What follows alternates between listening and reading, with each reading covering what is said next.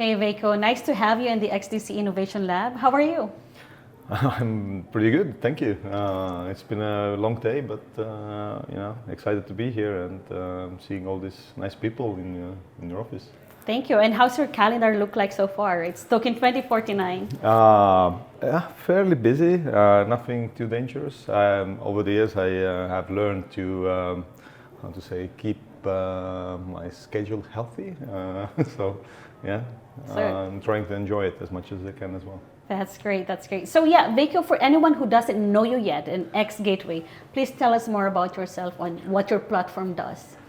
Yeah, sure. The name says it all. So we are XGateway. We're basically an aggregator of financial services, if you will. So a gateway as such can be defined through the option of let's say orchestration or aggregating different payment rails, which we do. Then we also incorporate a lot of sort of usability features into the gateway that the merchants then can basically integrate with a single API, like KYT, KYC. You have your reporting functionalities, your security, AML checks, things like that.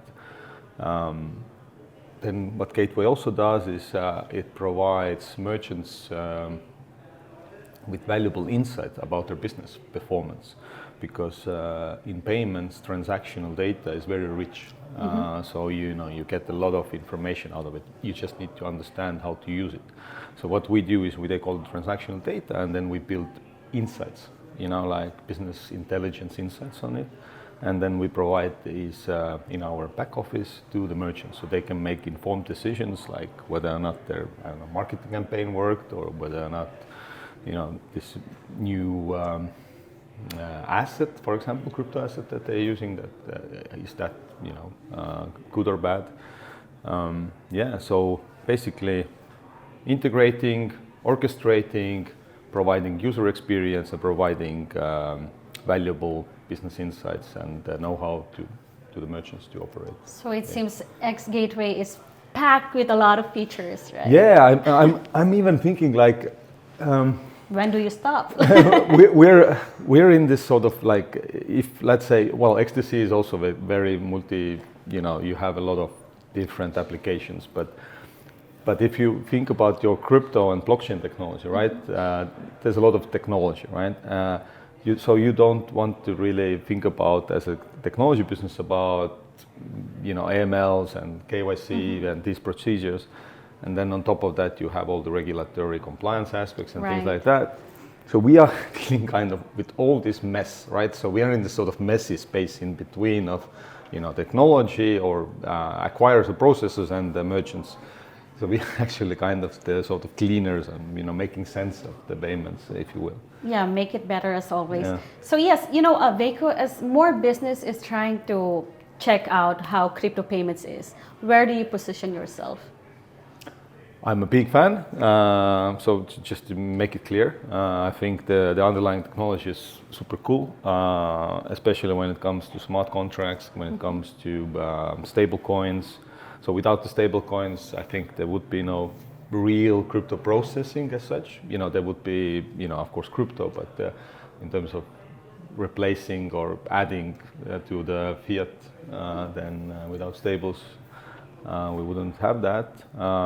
So my hope is that there will be more adoption of crypto rails, crypto processing.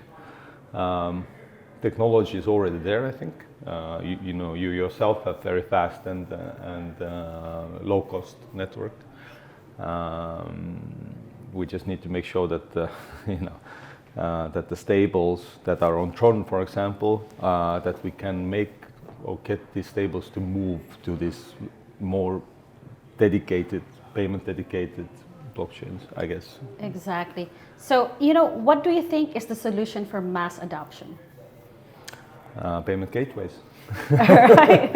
No, but seriously, I mean, like, because So we have this basic functionality of getting, you know, I don't know, SEPA payments in Europe, getting, you know, Papara payments in Turkey, you know, some INR rails in India, and then crypto through a single API integration to the merchants, and then offering, you know, KYC process where required out of the box as well.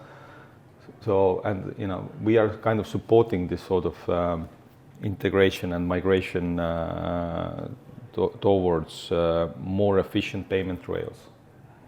And more efficient means that if crypto's promise about being low cost, fast, and reliable, if that's to be true, then the user needs to be interfaced properly. If the user isn't interfaced, he doesn't know which wallet to choose in order to transfer, then it's not faster. It takes more time for the user.